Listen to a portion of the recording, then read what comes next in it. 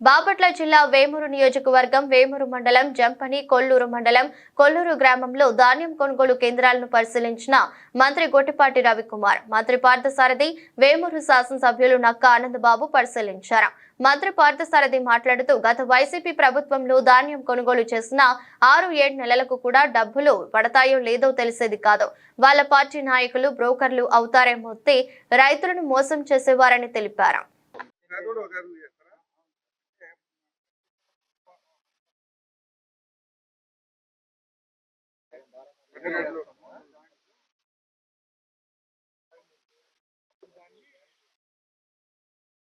అవన్నీ మనుషులతో కోస్తారు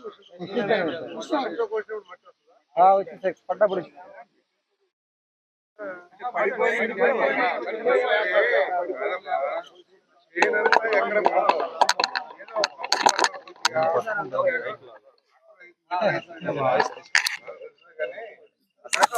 కొన్ని చేలు మాత్రం పూర్తి పడిపోతాయి. తుఫాన్ లాగా వస్తాయి. ఈ వాళ్ళకి మొత్తం ఏం పడదు, అక్కడక్కడ బొరికిగా పడుతుంది. అది 1% ఎవరు అని దాని గురించి మీరు కంగారే పడక్కర్లా.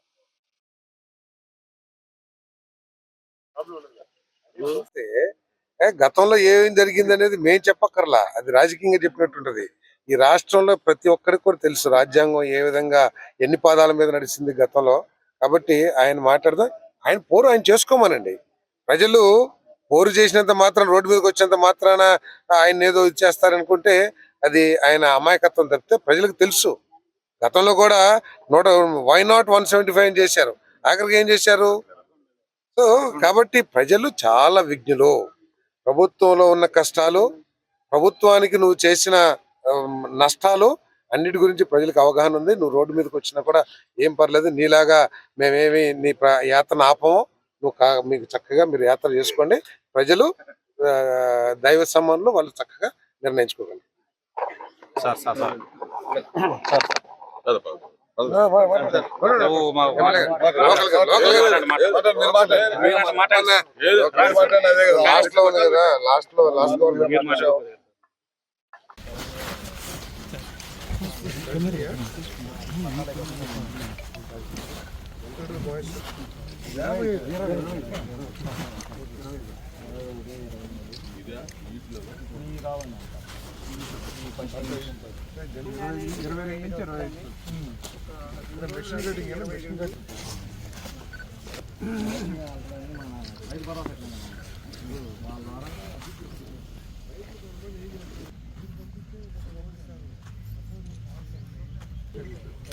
పోయినసారి కూడా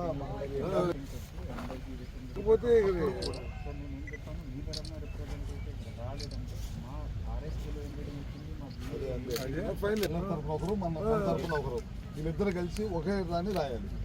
అప్పుడు జిల్లా ఇన్ఛార్జి మంత్రివర్యులు కొలుసు పార్థసారథి గారు, జిల్లా మంత్రివర్యులు గొట్టిపాటి రవికుమార్ గారు మన ప్రాంతంలో ధాన్యం కొనుగోళ్లు ఏ విధంగా జరుగుతూ ఉన్నాయి, రైతాంగం ఇబ్బందులు ఏ విధంగా ఉన్నాయి, మిల్లర్లు కానీ రైతు సేవా కేంద్రాల్లో రైతులకు ఏ విధమైన సహకారం అందుతా ఉందనేది పరిశీలన చేయడానికి విచ్చేసినందుకు వారికి హృదయపూర్వక ధన్యవాదాలు తెలియజేస్తున్నాను.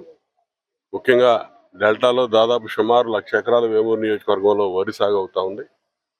దెబ్బ మీద దెబ్బ డిసెంబర్లో వచ్చిన తుఫాను, వరదలు కానీ ఇప్పుడు రెండోసారి అకాల వర్షాలతో రైతు దాదాపు 10 రోజుల నుంచి చాలా టెన్షన్గా ఉన్నారు, భయపడతా ఉన్నారు.